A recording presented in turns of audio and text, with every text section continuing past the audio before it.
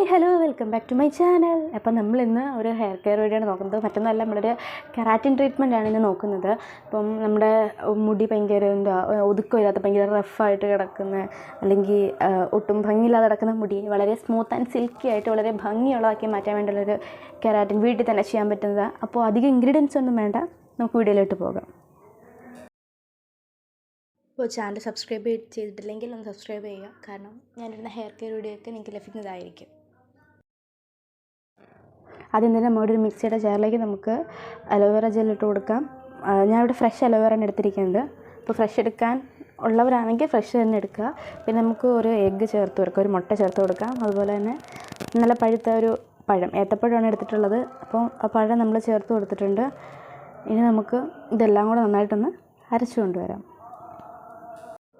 അങ്ങനെ നമ്മളിത് അരച്ചു കൊണ്ടുവന്ന് ഇനി ഇതിനകത്തേക്ക് നമ്മൾ ഏത് ഓയിലാണോ യൂസ് ചെയ്യുന്നത്, ഞാനിപ്പോൾ കാച്ചിയ എണ്ണയാണ് എൻ്റെ തല യൂസ് ചെയ്യുന്നത്. അപ്പോൾ നമ്മൾ ഉപയോഗിക്കുന്ന ഏത് ഓയിലാണെങ്കിലും കോക്കനട്ട് ഓയിൽ ചേർത്ത് കൊടുക്കാം.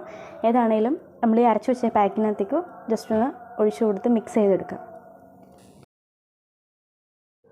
ഇപ്പോൾ ഞാൻ കുറച്ച് ഓയിൽ എൻ്റെ ഹെയറിൽ മാത്രം തേച്ച് കൊടുത്തിട്ടുണ്ട്. അപ്പോൾ ഇതാണ് എൻ്റെ ഹെയർ. ഭയങ്കര സ്പ്രിങ് ഒരു താഴോട്ട് വന്ന് ഭയങ്കര ചുരുണ്ട് കിടക്കുന്ന പോലെ ഭയങ്കര റഫായിട്ട്, തുമ്പൊക്കെ ഭയങ്കര റഫായിട്ട് കിടക്കുന്നത് എൻ്റെ ഹെയർ. അപ്പോൾ നമുക്ക് ആ പാക്ക് അപ്ലൈ ചെയ്തിട്ട് അതിൻ്റെ റിസൾട്ട് നോക്കാം. അപ്പം ഞാൻ അത് അപ്ലൈ ചെയ്യാൻ വേണ്ടി പോകും.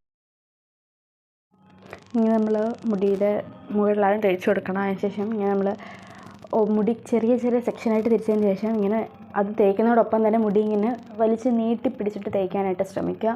അപ്പോൾ ഹെയർ കൂടുതലും സ്ട്രെയിറ്റ് ആയിട്ട് കിടക്കും. അപ്പോൾ ഈ വീഡിയോ കാണുന്ന പോലെ ഇങ്ങനെ കുറേശ്ശത് ഇങ്ങനെ വലിച്ച് നീട്ടി മുടിയിൽ ഇത് അപ്ലൈ ചെയ്യാനായിട്ട് ശ്രമിക്കുക.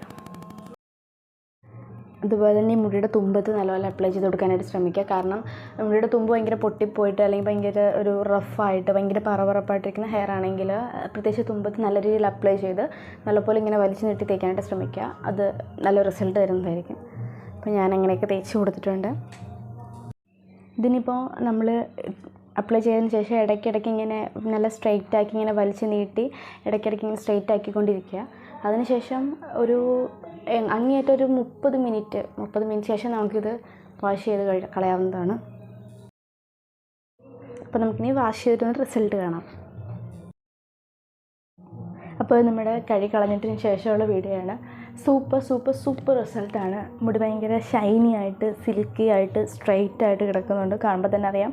എൻ്റെ ഫസ്റ്റ് ആ ഒരു തുടക്കത്തിൽ കൊടുത്തിരുന്ന ഹെയറും ഇപ്പോൾ ഈ ഒരു കെരാറ്റിൻ വീട്ടിൽ ചെയ്ത് കഴിഞ്ഞിട്ടുള്ള ഹെയർ തമ്മിൽ ഡിഫറൻസ് കാണുമ്പോൾ മനസ്സിലാവും.